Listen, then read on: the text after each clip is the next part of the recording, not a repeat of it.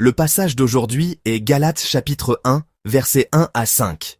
Lisons ensemble. Paul, apôtre, non de la part des hommes, ni par un homme, mais par Jésus-Christ et Dieu le Père, qui l'a ressuscité des morts, et tous les frères qui sont avec moi, aux églises de la Galatie.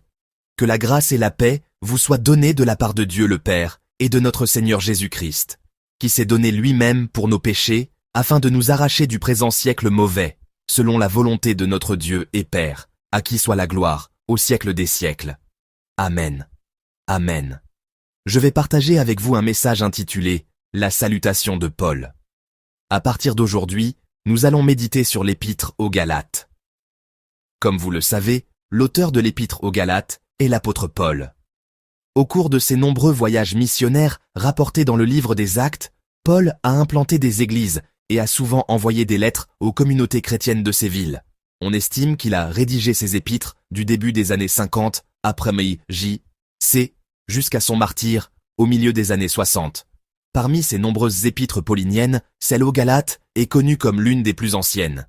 Il y a une raison et un but pour lesquels Paul a écrit aux églises de la Galatie. La raison principale est la présence des judaïsants. Les judaïsants ne sont pas des juifs ordinaires, il s'agit d'un groupe particulier. Parmi les juifs convertis au christianisme, certains, les judaïsants, adoptaient une position ambiguë. Ils insistaient sur le fait que même les chrétiens qui avaient accepté Jésus devaient observer la loi et pratiquer la circoncision. Plutôt que de prôner un retour complet au judaïsme, ils défendaient une sorte de syncrétisme, où l'évangile devait être accompagné de l'observation de la loi de Moïse. C'est dans ce contexte que l'épître aux Galates a été écrite. Paul rejette fermement ce syncrétisme et affirme que la foi en Jésus-Christ, c'est-à-dire l'évangile, est suffisante. S'il y a une loi à suivre, c'est la loi de l'esprit, la nouvelle loi de vie que Dieu nous a donnée. Il affirme clairement qu'il ne peut y avoir d'autre évangile. Le passage d'aujourd'hui constitue la salutation de l'épître, et même dans ces quelques lignes, son intention se manifeste déjà clairement. Lisons d'abord ensemble le verset 1. Lisons ensemble.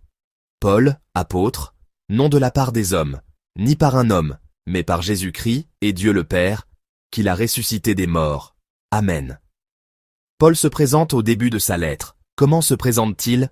Comme un apôtre. Et il précise l'origine de cette charge en disant qu'elle ne vient ni des hommes, ni par un homme. Cela signifie qu'il n'a pas reçu sa charge apostolique selon des traditions humaines ou une quelconque école de pensée. Il affirme être devenu apôtre uniquement par Jésus-Christ et par Dieu le Père, qui a ressuscité Jésus d'entre les morts. Il soutient qu'il n'a pas été établi par des hommes, mais par Dieu lui-même. En fait, à l'époque de l'Église primitive, l'apostolat de Paul a fait l'objet de nombreuses controverses. Le chapitre 1 des Actes décrit les qualifications d'un apôtre. Pour pourvoir au poste laissé vacant par Judas Iscario, les apôtres ont stipulé que le remplaçant devait être quelqu'un qui avait accompagné Jésus durant son ministère public. De ce point de vue, la légitimité de Paul en tant qu'apôtre pouvait sembler fragile. Cependant, sur le chemin de Damas, Paul a vécu une expérience extraordinaire, un appel direct et puissant de Dieu. Dieu lui a dit personnellement « Je t'ai choisi pour porter mon nom devant les nations, les rois et les fils d'Israël. » Ainsi, Paul pouvait déclarer avec assurance que son apostolat venait directement de Jésus-Christ et de Dieu le Père. Nous aussi, nous devons connaître clairement notre identité. L'autorité d'un serviteur de Dieu vient de Dieu. Nous ne devons jamais oublier que c'est Dieu qui nous a établis. Le verset 2 mentionne ceux qui se joignent à Paul pour envoyer cette lettre, ainsi que ses destinataires. Lisons ensemble le verset 2. « Et tous les frères qui sont avec moi aux églises de la Galatie. » Amen. Tous les frères qui sont avec Paul sont ceux qui se joignent à l'envoi de la lettre.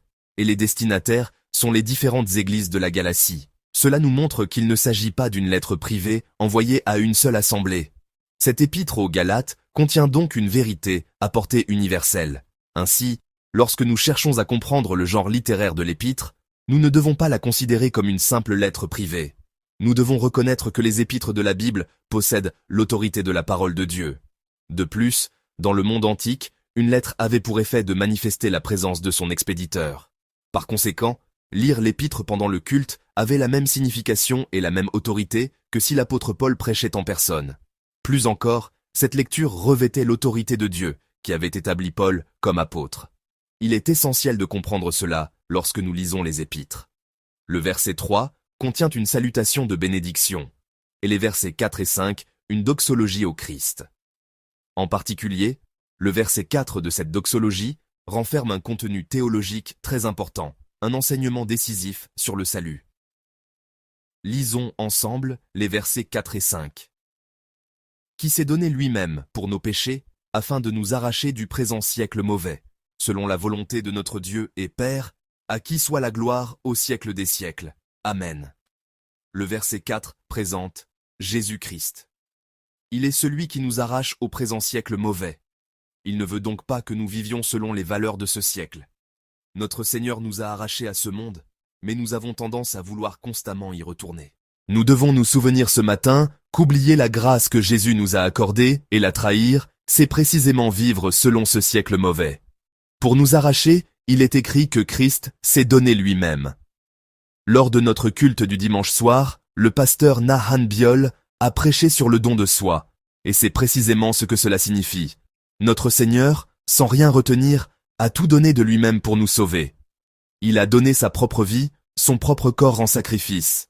Ainsi, lorsque le désir de retourner dans ce siècle mauvais surgit, ou lorsque des pensées pécheresses naissent dans mon cœur, je dois continuellement m'examiner et me dire « Le Christ s'est donné lui-même pour m'arracher à tout cela, à ce cœur de haine, à ce cœur de condamnation, à ces pensées et ces actions qui sont celles des gens de ce monde.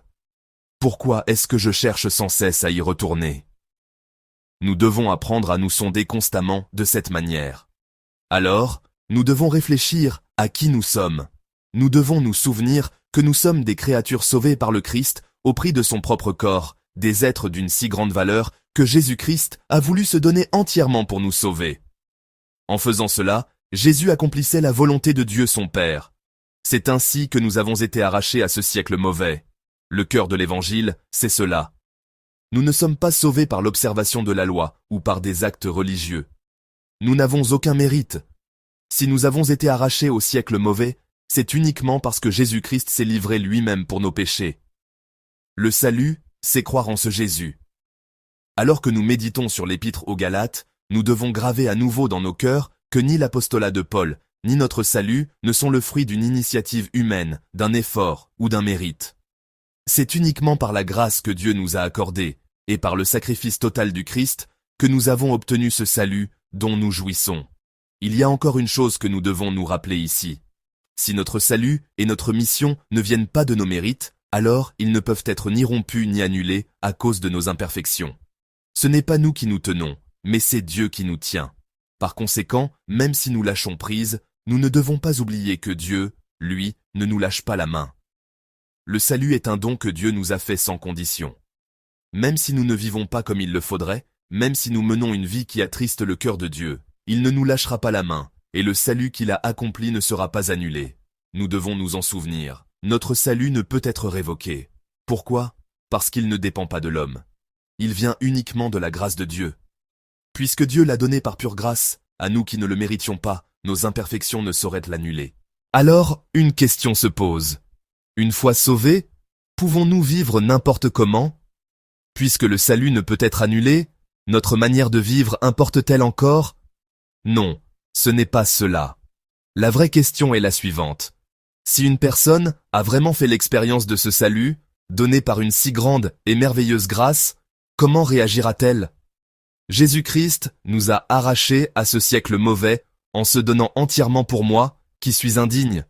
Si quelqu'un fait vraiment l'expérience de cela et est reconnaissant pour cette grâce, comment vivra-t-il ? C'est la véritable question que nous devons nous poser. Avec quel cœur une personne qui a reçu une telle grâce vivra-t-elle sur cette terre ? Pourra-t-elle vivre à sa guise ? Non.